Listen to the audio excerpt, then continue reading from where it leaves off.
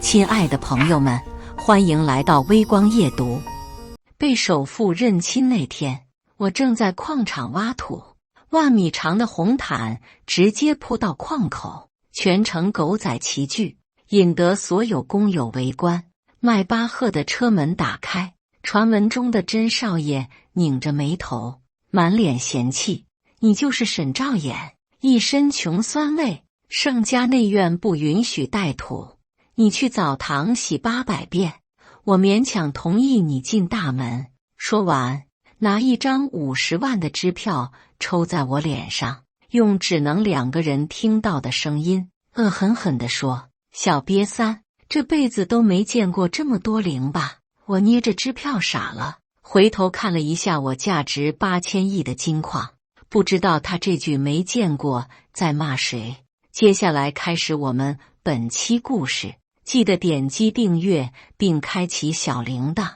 当盛家的车队到达矿场的时候，我正指挥着工人们挖矿。加把劲，兄弟们，再装2车，咱们就吃饭。我让厨房的大爷给咱炖了红烧肉，管够。工友被突然来的车队吸引，没人动作。我忍不住提高音量：“看个屁！一个铁疙瘩配4个轮子，有什么看的？赶紧干活！”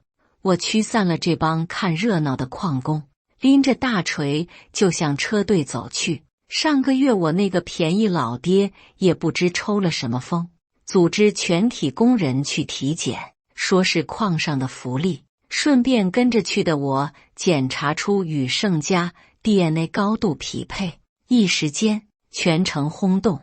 据说盛家寻找失踪的大儿子已经很多年了，不断的验血寻找盛少爷，迟迟没有收获。我的出现让盛家重新燃起希望。盛家的几个老头子跟我养父一商量，定下了今天这个日子，认祖归宗。真他娘的晦气！谁愿意做这劳什子的大少爷？在工地里抡锤子多快活！我走到车前，几个墨镜男恭敬的鞠躬，欢迎大少爷回家。我把锤子随手递给他们，转头上了迈巴赫。副驾的老管家回头谄媚地对我笑了笑，我没给他好脸色，顺手掸了掸身上的灰尘，扑了他一脸。我发号施令：“走吧，一会赶不上午饭了。”车队浩浩荡荡驶向盛家，记者和狗仔早已经站好位置，准备拍个大新闻。下车之后，在门口迎着的是盛家目前的话事人盛伦。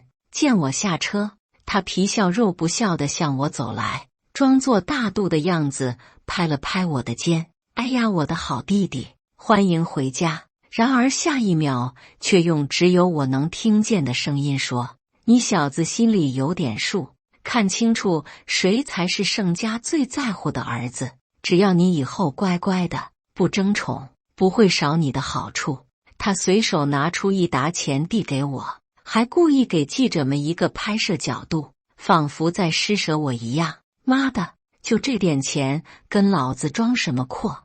我接过钱，只是微微一笑，随后向天上一扬：“各位拍了一天辛苦了，拿去喝茶。”围观的狗仔们全都弯腰去捡钱，边捡还边喊着盐少大气。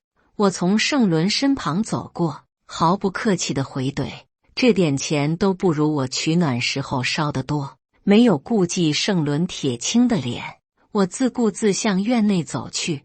我确实没有跟盛伦吹牛。半年前，我和养父带工人挖矿时，不小心挖到金矿。上报之后，被派来的专家保守估值这里有8000亿黄金。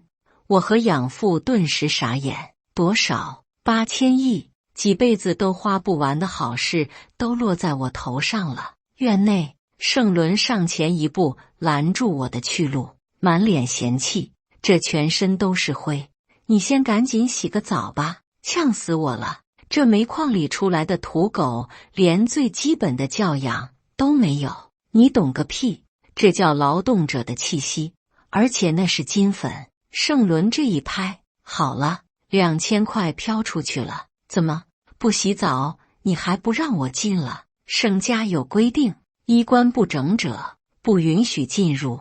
盛伦阴险地看着我，明摆着让我丢脸。我转身就走。这时养父身边的司机跟了过来，少爷，要不要让老爷过来处理？我白了一眼，啥事都靠我老子，叫什么男人？看少爷怎么玩他！这智商在矿场活不过3个小时。我从小被盛家遗弃，当时还是一个普通工人的养父捡到了我。有了儿子之后的他，不知是有了奋斗目标还是怎样，一路升级，直至拥有了200平方公里的金矿。他觉得我是他的福星，从小也对我过分溺爱，谁敢惹我就没有好下场。不过这点小事还是没必要请他出来。再说盛伦这草包不过是盛家捡来冲洗的小屁孩，他也是知道自己地位岌岌可危才狗急跳墙的。只不过你惹错了人，少爷，我可不惯你的毛病。见我没有上盛家的车，反而上了自家的挖掘机，盛伦嘲讽道：“哎呦，我的弟弟还真是简朴，要把旧的工人装换新的见爷爷了，哈哈哈！”大家多拍，看看盛家小少爷穿矿工服的英姿。我没有理会他的狗叫，坐在改成高档房车的挖掘机里，看着8米长的衣橱。突然我的目光落在一件纪梵希高定款上。换好衣服后，我骚包地从挖掘机上走下来，又和盛伦肩并肩。此时周围人的眼光精彩起来。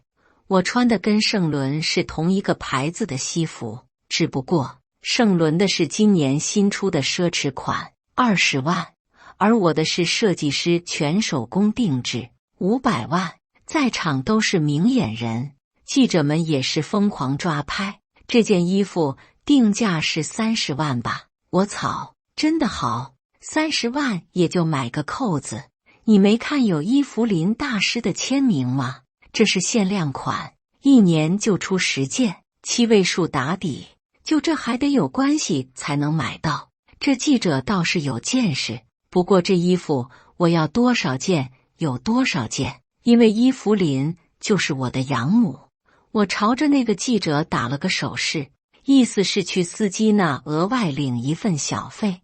他千恩万谢，朝我鞠躬时，我顺便吩咐结束之后去绿洲台报道，就说我推荐你的。众人又是一阵羡慕。进了绿洲台，这辈子稳了。盛伦看着我的目光变得很毒。淘宝买个假西服，还真拿自己当少爷了，还打肿脸给人安排工作，装什么鸡毛？一辈子穷酸命。我正要回队，几辆车又停在门口。盛伦的3个哥哥来了。走近之后，他们都斜眼打量着我。你就是那个什么眼？今天回家族带给爷爷的见面礼呢？被以为穿个假貂就是真凤凰。爷爷最讨厌偷奸耍滑的人了，一会看爷爷揍不死你。告诉你，别以为你是老幺就得宠，惹怒了哥几个，没你好果子吃。我自动屏蔽了他们几个的聒噪。给爷爷的礼物我还真准备了，也就几枚顶级天珠，给爷爷没事盘一盘，一会好好震一震你们。正要往里走，养母的电话打了过来，想必是全网直播。他看到了，想为我出头。我安慰了几句，说自己都能搞定，就挂了电话。这时盛伦不知从哪拿来一件下人穿的衣服。我们盛家向来都不偷奸耍滑，你把你那件假衣服脱了，换成这件，才能进盛家。那几个哥哥也把我拦下来，一副不换就要抢来的样子。全场哗然，弹幕也爆炸，都想看我怎么处理这件事。我冷声道：他一个养子，眼光不行，你们几个也看不出来真假吗？也不知道几个叔叔怎么培养的你们。怪不得盛家越来越衰败。闻言，最小的3弟盛天启当即嘲讽：你这个土鳖能见过几个大牌？从小穷，心理扭曲，我们理解。你只要把这假衣服脱了，跟我们进去，你就能享受盛家的荣华富贵。别在这死要面子了。我知道你很想进我们豪门。我冷笑，也不知是哪几个求着我回来，现在又搞一堆破规矩。你再多说一句话，我就不进去了。吃瓜人群讨论又激烈起来。原来是盛家人求沈少回来的吗？谁知道细节啊？求瓜，听说盛家马上分家产，这时候求亲儿子回来，不知道会不会有变动。豪门的事谁说的好？不过沈兆衍一个平民，还是斗不过盛家这几位吧。当年我不小心被弄丢，母亲为了找我积劳成疾，郁郁而终。父亲也因此跟爷爷有了嫌隙，负气出国。我失踪的事已经成为了爷爷心里最大的愧疚。盛家其他人都是纨绔子弟，只好又让爷爷扛起大旗。今年爷爷的身体也不太好，就下令今年必须找到我。找到我之后竞争家主，如果找不到，就把所有钱都捐给福利机构。这几个人狗急跳墙，只能求我回家。大哥盛天豪连忙出来打圆场。小衍，这也是爷爷的意思。你也知道爷爷身体不好，看到你这样，怕是又被气到。二哥盛天星也奸笑着附和。对，小衍，你赶紧把这身假衣服换了，跟咱们进去，赶紧认祖归宗。看着他们迫不及待想看我出丑的模样，我故意大喊：爷爷生病，难道不是被你俩败家子气的吗？一个叶惠嫩模被偷拍，另一个更牛，叶惠人摇。弹幕上此刻滚满了有钱人真会玩。盛家兄弟脸色骤变，见情况控制不住，厉声吩咐来人，赶紧把记者轰出去，封锁消息。这是全网直播，明天这俩二货就得身败名裂。盛天豪怒视着我，抡起了拳头。别以为你是爷爷亲孙子，我就怕你，我也是亲血脉。今天我就作为大哥教训教训你这不懂规矩的小子。对，今天说什么也不能让你进这家门。一个乡下的土包子还想回家，敢进来就把你打出去。几个人说着就把我围了起来。这时一声怒吼从门里传了出来：你们几个畜生，给我住手！谁敢伤了我的宝贝孙子？我的爷爷盛江山拄着拐棍从别墅里走了出来。我的三个傻帽哥哥和盛伦都露出了惊讶的神色。爷爷的出现让他们猝不及防。自从我失踪之后，爷爷的身体一直都不好，很少出门，即使是处理公司事务，也都是盛伦传话。虽然对盛家没什么好感，但是这个爷爷我还是认的。白手起家，创建商业帝国，还做慈善，这样的老人是值得尊敬的。我脱口而出一句：爷爷。爷爷轻轻摸着我的脸：小衍，让爷爷好好看看。盛天豪一脸惊讶：爷爷，你出来怎么也不说一声？爷爷对着盛天豪就是一脚，盛天豪吃痛摔倒，却也不敢躲。我的孙儿好不容易才回来，你这败家子就这么对你弟弟？看着坐在地上的盛天豪，爷爷厉声呵斥：从今天开始关禁闭3个月，什么时候反省好了，什么时候出门。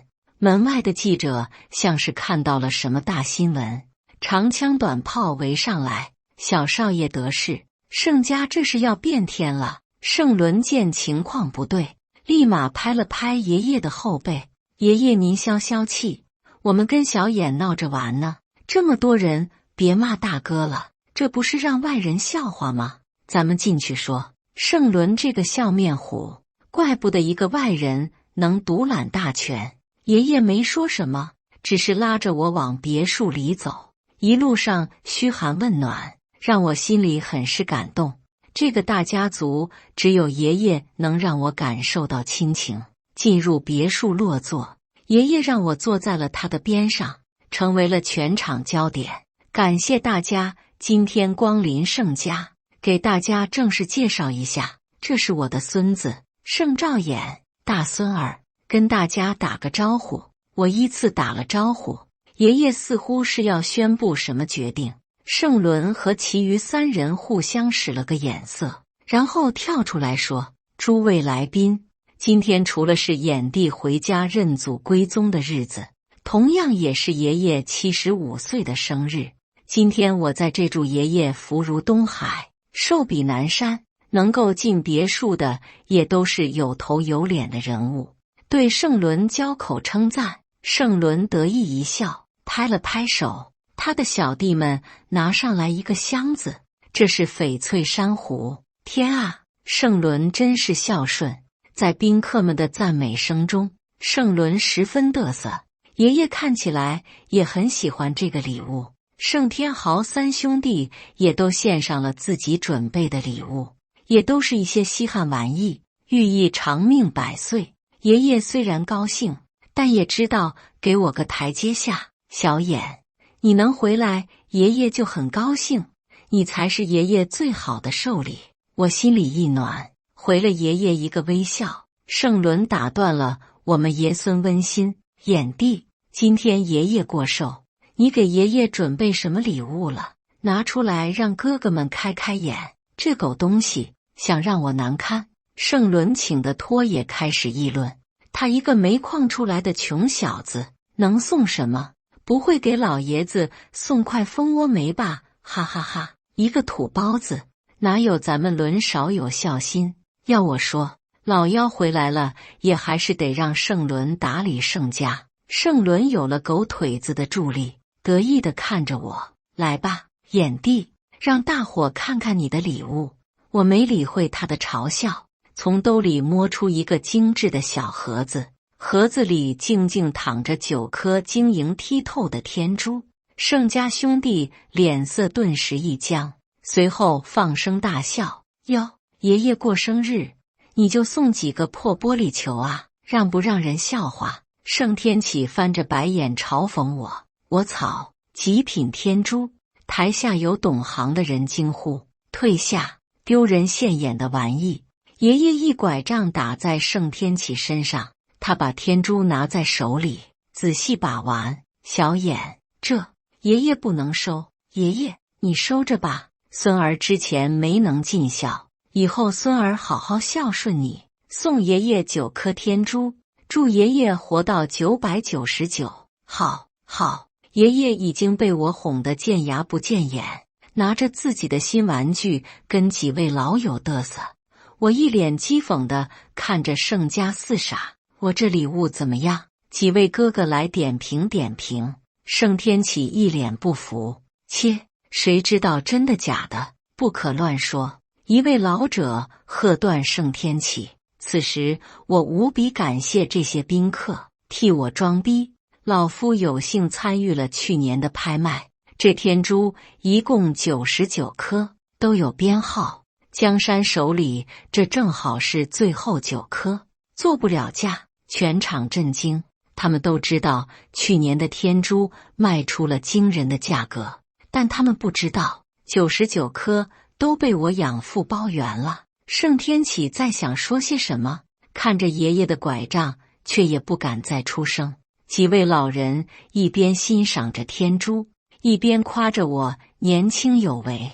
爷爷也好像下定了决心，突然起身，大声地宣布：“今天我有一件大事要宣布，从今天开始，盛家的全部产业都交给衍儿打理。”这句话像炸弹丢到了人群里。不，我不同意。盛伦跳出来，爷爷斜睨着盛伦：“怎么？你不服？”盛伦不敢跟爷爷硬刚，眼珠直转，突然眼睛一亮：“爷爷，这么多人看着，你现在让衍帝接管家族，他们会说衍帝是靠讨您欢心上位，对家族声誉不利。”我冷哼一下：盛伦这小子就是靠捧臭脚上位的，这时候说这种话，不是在打自己脸吗？不过盛伦已经顾不得那么多了，只能用期盼的目光看着爷爷。爷爷睿智的眼睛仿佛已经看穿了一切，他老神在在地说：“也好，给你这小子一个机会。这样吧，我们盛家明年要和江家合作，你们谁追上江家的小女儿江小曼，谁就接管家族。”盛伦一听，兴奋地大喊：“谢谢爷爷！”随后一脸鄙夷地看着我：“你这土包子还想跟我争家产？江小曼跟我是青梅竹马，你没机会了。”这小子以为自己稳了，真是可笑，让你见识见识什么叫富一代追女孩。江小曼虽然是豪门千金，却没有那么娇气，全靠自己奋斗，也成了一个颇有名气的小明星。当时还跟着央视做过慰问矿工的节目，我见过一面，人很好，没什么架子，选这样的女人联姻，爷爷还挺有眼光。今天是燕京拍卖会，众多豪门聚集在此，江小曼也会跟着家族一起来。盛伦带着自己的狗腿子早就等在会场，见我到来，翻着白眼嘲讽道：“今天买东西得用真金白银，假货糊弄不了人了。我劝你这个土包子赶紧滚，等我娶了江小曼，继承了家产，就赏你几个子。”我像看傻子一样看他，亮出邀请函走了进去。盛伦却被拦在了外面：“你这看门狗敢拦我，他凭什么能进去？”“对不起，眼少是 VIP 请柬，可以走特殊通道。这位先生，请您排队。”盛家的其他3位顿时选择抱我大腿：“我们是他哥哥，可不可以进去？”保安无奈看了看我，我回头出了安检门。盛天豪用期待的眼光看着我，我却越过他，径直走向了他身后的江小曼。“你是小矿工？”江小曼惊喜地看着我说道：“你怎么会有内部请柬？现在摊牌就没惊喜了。”于是我骗他说：“我是这的保安队长，随便进的，走，我带你进去，找个好位置。”还没等江小曼反应过来，我就拉着她走进了会场。“小矿工，你也是好起来了啊！之前挖矿，现在当上队长了，果然没让我失望。嘿嘿，下一步我就该迎娶白富美，走向人生巅峰了。美的你！”江小曼小脸一红。那次的慰问演出，江小曼被私生饭骚扰，我挺身而出就吓了她。那时起我们就互生了好感。“哎呀，你偷偷带我进来，不会被开除吧？要不我还是出去吧。真是个善良的女孩。今天我要让全世界都羡慕你。”宾客们陆陆续续都进来，江小曼也发现了不对劲。我带着她坐在了第1排，燕京的大佬们都在这一排。我给了一个让她安心的眼神，他便安静坐在我身边了。流程很快，主持人就开始介绍第1件拍品，著名设计师伊芙琳的4季系列晚礼服，东起拍价100万。最后盛伦以600万的高价拍下了这件晚礼服。他谄媚地向江小曼献殷勤：“小曼，这件衣服的主题是冬，刚好适合你这样的冰山美人。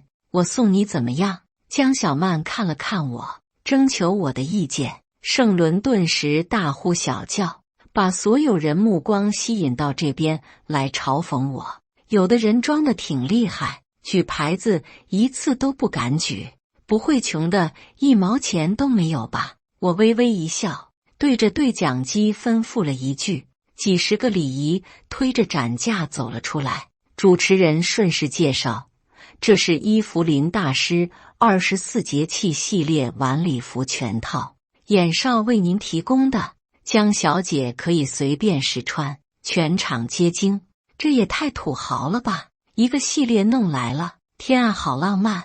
要是有人这么对我，我当场嫁给他。我深情地望着江小曼，想先是哪一件，等等。盛伦鄙夷地打断我的装逼，又玩假货是吧？小曼，你别信他，这个臭屌丝专门买假货骗人。盛伦的话说完，其他人开始打量起我，眼神中带着怀疑。这时门口走来一个贵妇，快看，那不是伊芙琳大师吗？养母走到我身边，摸了摸我的头，然后冲着盛伦冷声道：放肆，竟敢怀疑我的作品是赝品！我知道现在不是低调的时候，对着所有人介绍，忘了跟大家说，伊芙琳是我的养母。没有理会盛伦难看的脸色，我从展架上又拿出一个小盒子，漂亮的晚礼服当然要配钻戒，戴上试试。摄影师非常机灵地给了钻戒一个特写，所有人都羡慕地看着江小曼，她羞涩地低下了头。我帮她戴上了钻戒，周围响起了口哨声。盛伦又讨厌地开口：戒指是假的，你看上面刻的吗？明显是盗版戒指，想写小曼的名字还拼错了。我没说错，你就是个彻头彻尾的骗子。周围又开始议论纷纷。我不慌不忙的又拿出了其他6个盒子，打开其中一个，上面刻着 Tuesday。 哦，钻戒一个太少了，1周7天，每天都要换一个。这是另外6个，收着吧小曼。拍卖会也是全网直播，弹幕已经疯狂，666，这个逼我给你满分。这就是土豪的生活吗？江小曼脸更红了，她捶着我的胸口说着：你好坏，我好喜欢。不可能！盛伦歇斯底里，你一个挖矿的臭屌丝，哪来的这么多钱？你一定是骗子，一定是！我要告诉爷爷，让他把你赶出家门。放肆！谁敢这么说我儿子？养父也赶到了，身后还跟着爷爷。养父的脾气向来不好，他走到盛伦身边，狠狠地扇了2个耳光，然后对着全场宣布：小眼是我沈多余的义子，我的财产以后都是他的。你们这些猫猫狗狗的以后注意点，谁敢惹他，我不会放过你。这不是新的首富沈多余吗？就是家里有8000亿黄金那个。我的妈呀，怪不得眼少敢硬刚盛家。你们没看盛江山也对着眼少笑呢吗？这盛家的产业眼少也要接手，以后他就是全城最靓的仔。爷爷过来握着我的手：很好，表现得不错，多余啊，你有个好儿子。养父一脸骄傲，嘴角完全压不住：盛老爷子，您不也有个好孙子吗？2人说完哈哈大笑，纷纷看着江小曼：怎么样，小曼，愿意跟我这不成器的儿子孙子结婚吗？江小曼因为羞涩没有说话，只是暗送秋波地看着我。这时江家人坐不住了，赶紧跑了过来替江小曼答应下来。养父大手一挥：今天是我儿订婚的好日子，今天的展品各位都可以8折购买。没错，拍卖会干脆就是养父背后的公司开的。盛伦根本想不到，主办方都是我的人，拿什么和我斗？拍卖会后，养父和爷爷都召开了发布会，宣布退休，让我正式接班，也顺便公布了我和江小曼的婚期。至于我姓沈还是姓盛，都已经不重要了。我有2个爱我的家。2个月后，我和江小曼举行了盛大的婚礼，全国直播。爷爷和养父笑得合不拢嘴。只是团圆宴后，爷爷落寞的眼神被我捕捉到。怎么了爷爷？今天孙儿我结婚，别不高兴。哎，要是你爸也在就好了。听到这里，我心里也很难受。父亲为我和爷爷闹掰出走，现在在哪里呢？但我还是安慰爷爷，我已经安排人去找了，过段时间一定会有结果的。随后，我的手机收到了一条短信，我盯着上面的信息，眼神一凛。短信是一个陌生号码发来的，上面全都是盛伦转移公司财产的罪证。是谁在暗中帮我呢？莫非怕爷爷情绪激动，我没表露出来，暗中叫来了几个心腹，让他们追查短信来源。盛伦暗中做的小把戏我一直都有掌握，只是没有打草惊蛇。突然我想到了什么，吩咐手下去查一下和盛伦合作的公司。手下办事效率不错，顺着线索我们查到了对方 IP 在美国。父亲当年和爷爷闹掰，就是跑去了美国。我连夜买了去美国的机票，在飞机上我的心快跳出来，我终于找到亲生父亲了。父亲的情报网也很强大，我刚下飞机就被一群黑衣人接机，在我到了一栋大厦楼下，望着门口中年人和我相似的眉眼，那不是我的父亲还是谁？我飞奔下车，扑进父亲怀里，父亲老泪纵横。燕儿，我的儿子，我也泣不成声。原来父亲半年前也开始关注我，但他知道养父足够庇护我之后，就没有着急回国和我相认，只是暗中帮我清除障碍。这时父亲给我看了一张照片，是我失踪当晚的监控。看着照片上的人，我陷入震惊。照片上的男人和盛伦8分相似，那个人是盛伦的亲生父亲。当年他和我们盛家商战失败之后就自杀了，没想到他留了一手，雇佣人贩子送走了你，然后把自己的孩子给盛家领养。盛伦这个家伙还挺有心机，可惜遇到了我们父子。几个月前我关注到盛伦要对盛家不利，我就假扮这边的洗钱公司，假意和盛伦合作。现在证据已经都掌握了，回国我们就可以用法律手段制裁他。父亲慈祥地看着我，我心里明白，他也是着急交班了。3天后，我和父亲远渡重洋回国，将证据交给了公安局。盛伦因非法侵吞财产被捕，和盛伦一起密谋的亲戚被爷爷震慑了一下，以后也不敢再造次。盛家，父亲跪在爷爷面前，二人都老泪纵横。爸，是儿子不孝，儿子给你磕头了。爷爷的手颤抖着，情绪激动，回来就好，回来就好。